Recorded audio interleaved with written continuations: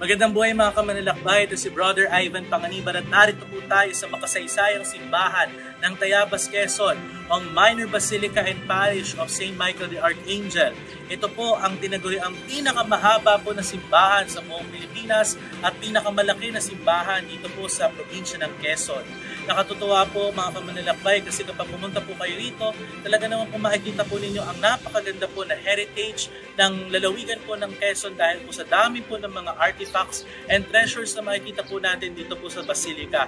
At kung titignan po natin, napakaganda po, well-preserved ang aming simbahan sapagkat ito po ay isa po sa mga pinakamagagandang heritage town dito po sa Pilipinas. Kaya hindi naman po, meron po silang napaka-espesyal na debosyon sa isa pong Franciscanong fraile, si San Diego de Alcala, na isa pong kilalang santo dito po sa Pilipinas. Kaya po, tara po, pumunta po tayo sa Basilica ng Tayabas.